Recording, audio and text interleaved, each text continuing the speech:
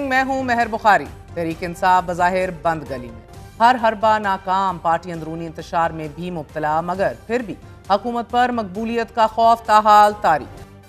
مجھے ابھی تک خود علم نہیں ہے، پارٹی سے میں وجوہات مانگ رہا ہوں، انہوں نے دی نہیں ہے، نہ نکالنے کے آرڈر میں دی ہیں، تو لہذا جب تک یہ وجوہات نہیں بتائیں گے میری پکار اور چیخ و پکار جاری رہے گی۔ میں خان اور پارٹی کے ساتھ کھڑا ہوں، لیکن سازشیوں جو ہیں ان کا انتظار کر رہا ہوں، ایک ایک کر کے سامنے آئیں، انشاءاللہ سب کے ساتھ کبڈی کھیلنے کا ارادہ ہے۔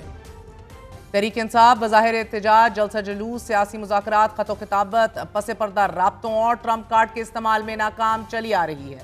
تاحال کسی جانب سے رحم کا کوئی دروازہ کھلتا دکھائی نہیں دے رہا۔ ایک بار پھر بیک ڈور رابطوں کی کوششوں کی خبریں زیر گردش ہیں۔ یہ بھی کہا جا رہا ہے کہ وزیر اعلیٰ علی امین گنڈاپور ایک بار پھر مقتدر حلقوں سے تعلقات میں بہتری کے لیے کوشاں ہیں، لیکن جس انداز سے بانی پی ٹی آئی کے خطوط پر کھلا پیغام دیا گیا ہے، اس کے بعد مزید رابطوں کی گنجائش باقی دکھائی نہیں دے رہی۔ ہر جگہ سے اچھی خبریں آ رہی ہیں سوائے ایک جگہ سے، اور وہ اڈیالہ جیل ہے۔ وہاں سے صرف خط پہ خط آ رہے ہیں، منتیں ہو رہی ہیں کہ اللہ کے واسطے مجھے بچا لو۔ جس نواز شریف کو مارنے کی کوشش کی، آج مرکز میں بھی نواز شریف کے بھائی کی حکومت ہے اور پنجاب میں بھی نواز شریف کی بیٹی کی حکومت ہے۔ عمران خان کو بھی سمجھ آ گئی ہے کہ قوم کو سمجھ آ گئی ہے۔ تحریک انصاف کے پاس عمران خان اور دیگر پارٹی رہنماؤں کی رہائی کے لیے مزید کون سے آپشنز بچے ہیں کہ تحریک انصاف نے عمران خان کی گرفتاری پر بار بار احتجاج کر کے بھی دیکھ لیا۔ ان احتجاجوں سے سوائے تحریک انصاف کی قیادت کے خلاف مقدموں کے کچھ برآمد نہ ہو سکا۔ تحریک انصاف نے عدالتی دروازے پر دستک دے کر بھی دیکھ لیا، کوئی ریلیف نہ ملا۔ پھر سیاسی بات چیت کی شروعات ہوئی اور 3 میٹنگز میں ہی ہنڈیا بیچ چوراہے پھوٹ گئی۔ 20 جنوری تک بڑی شدمت سے یہ مہم چلائی جاتی رہی، لابنگ بھی کی جاتی رہی کہ ڈونلڈ ٹرمپ برسر اقتدار آئیں گے تو عمران خان کی رہائی کے لیے حکومت پر دباؤ آئے گا۔ امریکی اراکین کانگریس عمران خان کی رہائی کے لیے ٹویٹس بھی کرتے رہے، مگر اب تازہ ترین خبر یہ ہے کہ امریکی ناظم الامور نے وزیر اعظم شہباز شریف کو ٹرمپ انتظامیہ کا یہ پیغام پہنچایا ہے کہ ٹرمپ انتظامیہ مشترکہ مقاصد کے لیے پاکستان کے ساتھ مل کر چلے گی، اور تحریک انصاف جس عدالتی نظام سے انصاف کی توقع کر رہی تھی، 26ویں آئینی ترمیم اور نئے ججز کی تعیناتی کے بعد اب یہ کہنا بھی غلط نہ ہوگا کہ تحریک انصاف کے لیے معاملات مزید گمبھیر ہو گئے ہیں۔ مینڈیٹ چوری کا بیانیہ تو کہیں پیچھے رہ گیا، اب ترجیح پرائیورٹی صرف اور صرف عمران خان کی رہائی ہے۔ جو پی ٹی آئی کی اپنی لیڈرشپ ہے اس کا کوئی مجھے کنسرن نظر نہیں آ رہا عمران خان کی رہائی سے۔ جو پی ٹی آئی کی پولیٹیکل کمیٹی ہے وہ زیادہ لوگ اس میں سلمان اکرم راجہ جیسے لوگ ہیں، وقاص شیخ جیسے لوگ ہیں، رؤف حسن جیسے لوگ ہیں جن کا پاسٹ ریکارڈ جو ہے وہ پی ٹی آئی کے ساتھ نہیں ہے، تو اس لیے ان کی عمران خان سے ہمدردیاں نہیں ہیں۔ سلمان اکرم راجہ جو تھے معاون تھے نواز شریف کے پیناما کیس میں اور منی لانڈرنگ ایکسپرٹ سمجھے جاتے ہیں، ان کا جو دلچسپی ہے ساری وہ اپنے پیسوں سے، کوئی سیریس ایفرٹ نظر نہیں آ رہی عمران خان کی رہائی کے لیے۔ Imran Khan Toshakhana 190 million pound case سمیت 9 مئی کے 26 مقدمات میں گرفتار ہیں، جبکہ جی ایچ کیو حملہ کیس بھی اہم مرحلے میں داخل ہو چکا ہے۔ پروسیکیوشن کی جانب سے نصف کیس مکمل ہو چکا ہے، 60,000 صفحات پر مشتمل نقول تقسیم کر دی گئی ہیں، 1200 سے زائد صفحات اور 13 USBs بطور شہادت جمع کرا دی گئی ہیں۔ چکری انٹرچینج میٹنگ کی تفصیلات بھی جمع کرا دی گئی ہیں۔ ذرائع یہ بھی بتا رہے ہیں کہ کیس کے اہم ترین گواہ کو کیس کی آخری سماعتوں میں سامنے لایا جائے گا اور بشرا بی بی کو بھی کسی بھی مرحلے پر دوبارہ طلب کیا جا سکتا ہے۔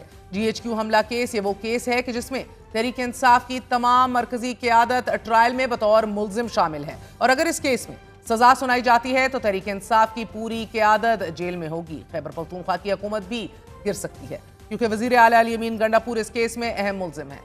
سادہ لفظ میں یہ کہنا شاید غلط نہ ہو کہ جی ایچ کیو کیس کا فیصلہ ہی تحریک انصاف کی سیاست کا تعین کرنے جا رہا ہے۔ ججز کی تعیناتیوں سے لے کر رات گئے آئینی اور قانونی تبدیلیاں اس بات کی شاہد ہیں کہ حکومت آج بھی تحریک انصاف سے خوفزدہ ہے۔ وزیر اعظم اور وزیر خزانہ بار بار معاشی بہتری اور مہنگائی سنگل ڈیجٹ تک لانے کی قوم کو نویدیں سناتے ہیں، لیکن خود کو یہ یقین کیوں نہیں ہوتا آ رہا کہ حالات حکومت کے حق میں بہتر ہو رہے ہیں؟ سیاست کے اس منظرنامے میں یہ کہنا بجا ہے کہ مسلم لیگ نون وفاق اور پنجاب میں حکومت بنا کر کامیاب ہو گئی، لیکن یہ سوال بہرحال اپنی جگہ موجود ہے کہ جیل میں پڑا عمران خان ہر گزرتے دن کے ساتھ بھاری پڑ رہا ہے، اور حکومت عمران خان کے بڑھتے اس سیاسی قد سے खौफजदा दिखाई दे रही है। बात करते हैं, हमारे साथ मौजूद है पब्लिक अकाउंट्स कमेटी के चेयरमैन और सूबाई सदर तहरीक इंसाफ जुनेद अकबर साहब। जुनेद साहब, बहुत बहुत शुक्रिया साथ देने का। ज़्यादा बार्गेन कर लिया, मुश्किल हो रहा है काम? नहीं, बिस्मिल्लाहिर्रहमानिर्रहीम। नहीं, मैं ये ऐसी कोई बात नहीं है। असल में मेरी कभी दोनों में न ख्वाहिश रही न कभी इस दौड़ में बेचता, लेकिन खान साहब का एक जिम्मेदारी उसने दी तो कोशिश कर रहा हूँ कि जिम्मेदारी को पूरा करूँ। कर सकेंगे इन हालात? इंशाअल्लाह ताला कर सकूँगा, अगर नहीं कर सका तो छोड़ टाइमलाइंस के साथ काम कर रहे हैं आप?